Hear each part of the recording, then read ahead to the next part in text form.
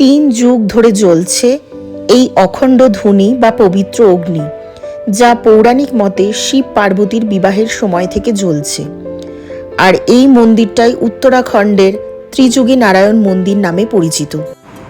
বর্তমান সময় অনেকেই এই পবিত্র স্থানে নিজেদের বিবাহ সম্পন্ন করার স্বপ্ন দেখে, আর আমরাও সেই স্বপ্ন পূরণের জন্যই গিয়েছিলাম।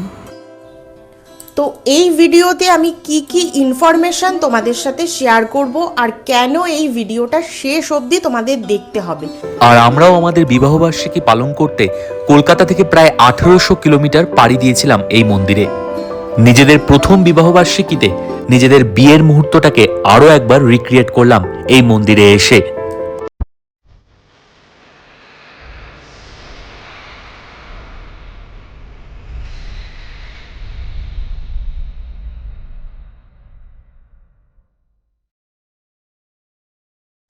ভীষণ ইনফরমেটিভ ভিডিও। তো পয়েন্ট 1, ত্রিযোগী নারায়ণ মন্দিরে তোমরা কেন আসবে, এই মন্দিরের মাহাত্ম্য কি, তার ইতিহাস, সমস্ত কিছু। উত্তরাখণ্ডের রুদ্রপ্রয়াগ জেলার একটি ছোট্ট গ্রাম ত্রিযোগী নারায়ণ, আর সেখানকারই হিন্দুদের একটি পবিত্র মন্দির ত্রিযোগী নারায়ণ মন্দির। পৌরাণিক কাহিনী অনুসারে সত্যযুগে হিমালয় কন্যা দেবী পার্বতী এবং ভগবান শিবের বিয়ে এখানেই সম্পন্ন হয়েছিল। এই গ্রাম এবং গ্রামকে কেন্দ্র করে গড়ে ওঠা মন্দিরটি যতটা সুন্দর, তার ইতিহাসও কিন্তু ততটাই সুন্দর। মন্দিরটি মূলত আদি শঙ্করাচার্যের তৈরি বলে মনে করা হয়। এর স্থাপত্য শৈলীও অনেকটা কেদারনাথ মন্দিরের মতো। মন্দিরের সামনে একটি অগ্নিকুণ্ড রয়েছে, যা অখণ্ড ধুনি নামে পরিচিত। বিশ্বাস করা হয় যে অগ্নিকে সাক্ষী রেখে শিব পার্বতীর বিয়ে হয়েছিল, তা আজও নেভেনি। 3 যুগ ধরে এই অগ্নি জ্বলছে, যার কারণেই এই মন্দিরের নাম ত্রিযুগী নারায়ণ। মনে করা হয় এখানে বিয়ে করলে স্বামী স্ত্রীর সম্পর্ক অটুট থাকে। পয়েন্ট 2, ত্রিযোগী নারায়ণ মন্দিরে তোমরা কিভাবে এসে পৌঁছবে, আর এখানে আসতেই বা কতটা খরচা হতে পারে। উত্তরাখণ্ডের রুদ্রপ্রয়াগ জেলায় অবস্থিত ত্রিযোগী নারায়ণ মন্দিরে পৌঁছানোর জন্য আপনাকে কিন্তু প্রথমে হরিদ্বার কিংবা ঋষিকেশে পৌঁছতে হবে। আমরা যেহেতু কলকাতা থেকে জার্নি স্টার্ট করেছিলাম, হাওড়া স্টেশন থেকে ঋষিকেশ অবধি পৌঁছে ঋষিকেশ থেকে আমরা বাস রুটে গেছিলাম। তো আমরা রুদ্রপ্রয়াগ যাওয়ার আগে রাস্তায় একটু স্টপেজ নিয়েছি, মানে অলমোস্ট 3.5 ঘন্টা বাস জার্নি হয়ে গেল আমাদের। তো তারপর এই বাস থেকে জাস্ট নামলাম এই ভিউটার জন্য।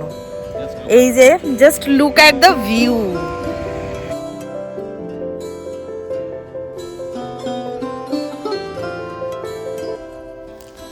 প্রায় 5 থেকে 6 ঘন্টার জার্নি করে এই দেখো বাস থেকে লাগেজগুলো নামাচ্ছে। তো এরপর কিন্তু আমরা শেয়ার জিপে ভেবেছিলাম সোনপ্রয়াগ অবধি যাব, কিন্তু শেয়ার জিপে গেল না, সেটা আমাদের যেতে হলো গুপ্ত কাশী অবধি। এই যে তোমরা দেখতে পাচ্ছ আমরা এখন গুপ্ত কাশীতে পৌঁছালাম। রুদ্রপ্রয়াগ থেকে গুপ্ত কাশী, এই যে জিপ দেখতে পাচ্ছ, এই শেয়ার জিপে আমরা এসেছি। 150 টাকা পার পার্সন নিয়েছে।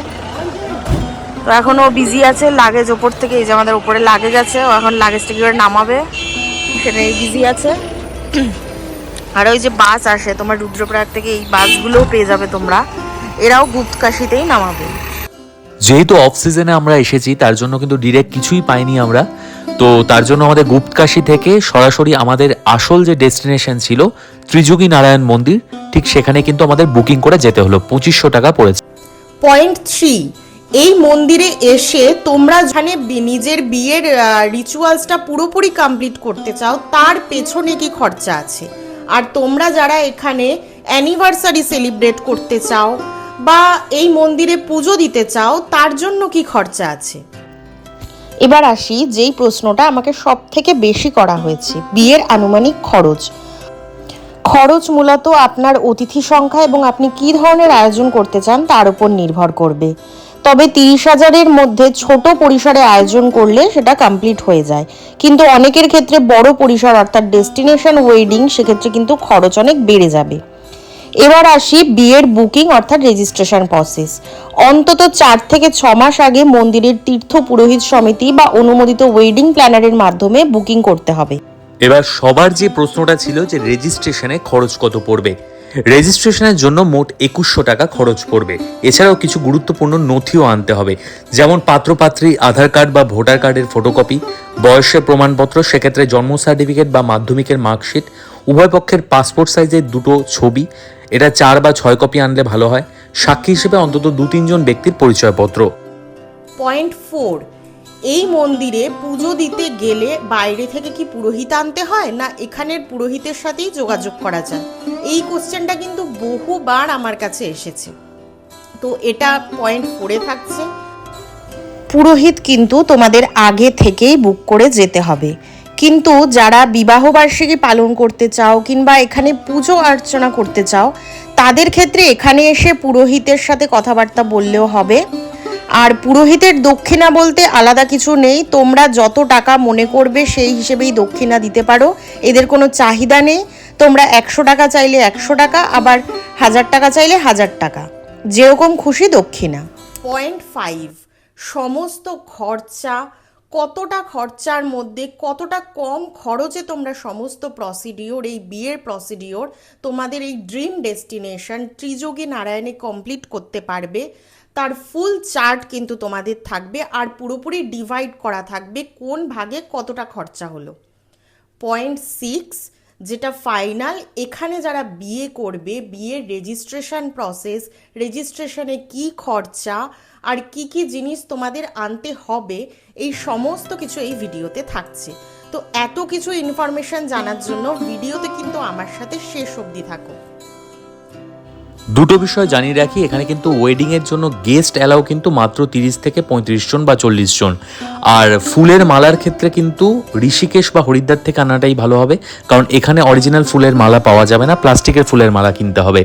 আর এছাড়া যে প্রয়োজনীয় জিনিসগুলি প্রয়োজন, অখণ্ড ধ্বনির জন্য ঘি, পঞ্চামৃত, ফল মিষ্টি, পুজোর সামগ্রী, ফুল, শস্য, এগুলো স্থানীয় যে পুরোহিত থাকবে বা স্থানীয় যে ওয়েডিং প্ল্যানাররা তারাই কিন্তু এখানে প্রোভাইড করবে।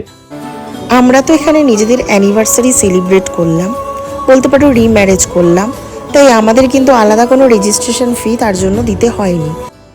কিন্তু যারা নতুন বিয়ে করবে তাদের কিন্তু রেজিস্ট্রেশন ফি জানিয়ে রেখেছি তোমাদের আগেই 2100 টাকা।